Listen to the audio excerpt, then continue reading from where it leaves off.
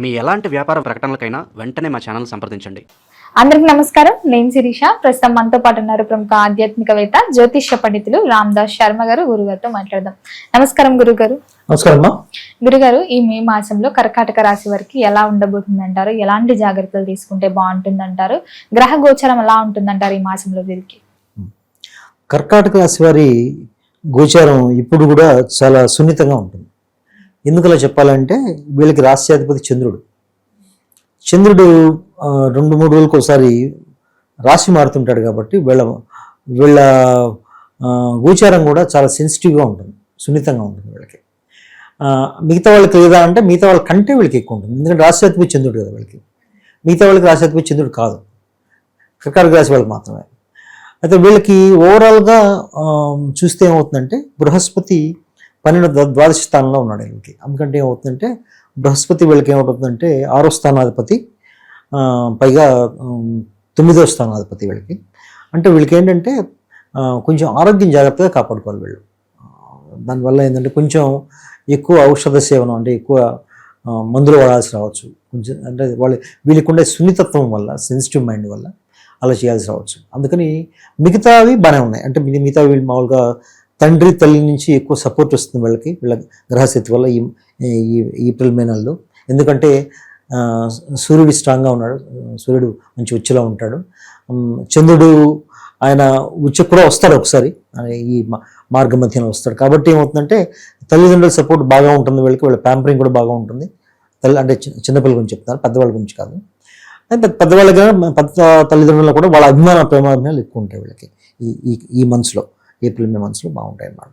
ముఖ్యంగా విద్యార్థులకు ఎలా ఉంటుందంటారు? ముఖ్యంగా హయ్యర్ స్టడీస్ కోసం అవుట్ ఆఫ్ స్టేషన్కి వెళ్తూ ఉంటారు కదా, వీసాస్ అని, అవన్నీ ఓకే అవుతాయా, వెళ్ళొచ్చు అంటారా? లేకపోతే హయ్యర్ స్టడీస్ కూడా ఇక్కడే కంప్లీట్ చేయమంటారా? ఓకే అవుతాయి. ఎందుకంటే వీళ్ళకి హయ్యర్ స్టడీస్ సంబంధించి బృహస్పతి ద్వాదశంలో ఉన్నాడు కాబట్టి వీళ్ళకి వెళ్ళాల్సి వస్తుంది. దూర ప్రయాణాలకు వెళ్తారు దానికి సంబంధించి. దానికే కాకుండా దూర ప్రయాణాలు మామూలుగా ఆటోమేటిక్గా ఉంటాయి వీళ్ళకి. ఎందుకంటే 9వ రాశాధిపతి బృహస్పతి 12లో ఉన్నాడు. అంటే లాంగ్ డిస్టెన్సెస్ ఆటోమేటిక్గా జరుగుతాయి వీళ్ళకి. వీళ్ళు ఫ్యామిలీతో బయటకు వెళ్ళడము, లేదా అంటే ఒక పని గురించి బయటకు వెళ్ళడము, లేదంటే చదువు కోసం, లేదా ఉద్యోగం, అంటే మామూలుగా ఉద్యోగం చేసుకునే వాళ్ళు వేరే స్టేట్కి కానీ వేరే కంట్రీకి కానీ వెళ్ళి అక్కడ పనులు పూర్తి చేసుకుని రావడం, ఇట్లాంటివి అయితే ఉంటాయి.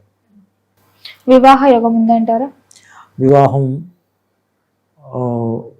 ఉందమ్మా. 9లో ఉన్నాడు కాబట్టి వివాహం ప్రయత్నం చేస్తూ ఉంటుంది డెఫినెట్గా. కుటుంబ వాతావరణం ఎలా ఉంటుందంటారు? కుటుంబ వాతావరణం దగ్గరికి వస్తే ఏంటంటే వీళ్ళది కుటుంబ వాతావరణం సంబంధించి రాశి అయితే సింహరాశి. సింహరాశిలో కొంచెం గ్రహణం కూడా వచ్చింది మధ్యాహ్నానికి వచ్చింది కాబట్టి, పైగా ఆ స్థానంలో కేతు కూడా ఉన్నాడు. అంటే ఏమవుతుందంటే ఇప్పుడు వీళ్ళ కుటుంబ వాతావరణంలో కొంచెం కుటుంబ సభ్యుల మధ్య గొడవలు వచ్చే అవకాశం ఉంది. వాళ్ళు అన్నదమ్ములు అక్కచెళ్ళ మధ్య కావచ్చు, లేకపోతే వాళ్ళ పేరెంట్స్ మధ్య కావచ్చు, లేదు అంటే బయట వాళ్ళు ఎవరైనా వచ్చి వాళ్ళ వల్ల ఇలాంటి గొడవలు రావడం కానీ ఇట్లాంటివి జరుగుతుంటాయి. కాబట్టి కొంచెం కుటుంబ వాతావరణం కొంచెం అశాంతిగానే ఉంటుందని చెప్పచ్చు. ముఖ్యంగా గురుగారు, ఈ మాసంలో కర్కాటక రాశి వారు ఎలాంటి పరిహారాలు చేసుకోవచ్చు అంటారు? ఏ దైవారాధన కలిసి వస్తుందంటారు వీరికి? కర్కాటక రాశి వారు ముఖ్యంగా ఏంటంటే వాళ్ళ కుటుంబ పరంగా కొంచెం శాంతి కావాలంటే గణపతి ఆరాధన చేసుకోవాలమ్మా. పెద్దవాళ్ళు అయితే గణపతి సంబంధించిన శ్లోకాలు చదువుకోవడం కానీ, ఆయన అష్టోత్తరం కానీ చదువుకోవడం కానీ చేయాలి. ఎందుకంటే కేతుకు అధిష్టాన దేవత గణపతి కుటుంబ స్థానంలో ఉన్నాడు కాబట్టి ఆయన కేతుకు సంబంధించిన శ్లోకం చదువుకున్నా, గణపతి సంబంధించిన శ్లోకాలు చదువుకున్నా కొంచెం వరకు కంట్రోల్ అవుతుంది. తర్వాత వాళ్ళు దుర్గామాత సంబంధించిన అష్టోత్తరాలు కానీ, ఆలయ దర్శనం కానీ చేస్తే మంచిది. గురుగారు, మొత్తం మీద ఈ మాసంలో కర్కాటక రాశి వారు దేని పట్ల జాగ్రత్తగా ఉంటే బాగుంటుంది అంటారు? ముఖ్యంగా వాళ్ళ మనశ్శాంతిని కాపాడుకోవాలి వాళ్ళు. అది చెడిపోయే అవకాశం కొంచెం ఎక్కువ ఉంది వాళ్ళకి. దాన్ని కాపాడుకోవాలంటే కొంచెం మెడిటేషన్ చేయడము, తర్వాత కొంచెం ప్రశాంతమైన ప్లేసెస్కి వెళ్ళి, వాళ్ళ తల్లిదండ్రుల సపోర్ట్ బాగుంటుంది కర్కాటక రాశి వాళ్ళకి. వాళ్ళ సపోర్ట్ తీసుకొని వాళ్ళకు వచ్చిన సమస్యలు అధిగమించవచ్చు.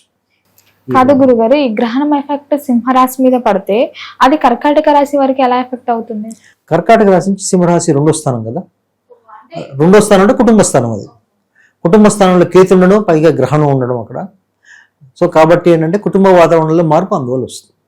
మరి ఈ వైశాఖ మాసంలో అమాసం ముందు బాగుంటుంది అంటారా, అమావాస్య తర్వాత వీళ్ళకి కలిసి వస్తుంది అంటారా? అమావాస్య తర్వాత కొంచెం గ్రహస్థితి బాగుంటుంది వీళ్ళకి. ఇంకా గట్టిగా చెప్పాలంటే జూన్ తర్వాత వీళ్ళకి బాగుంటుంది, ఎందుకంటే రాశి మీదకి బృహస్పతి వస్తాడు, బాగుంటుంది. అంతకుముందు కూడా అమావాస్య తర్వాత బాగుంటుంది.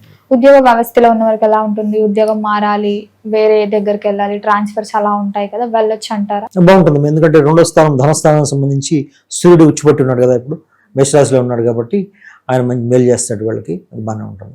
అయితే వీళ్ళు చాలా మందిలో ఎంతవరకు మన గ్రహణానికి సంబంధించిన పరిహారాలు చేశారో తెలియదు, చేసుకునే వాళ్ళకి బాగానే ఉంటుంది, చేసుకోని వాళ్ళకి కొంచెం ఒడిదుడుకు ఉంటాయి, అది వాటిని కూడా మనం ఈ సాధన ద్వారా అధిగమించవచ్చు.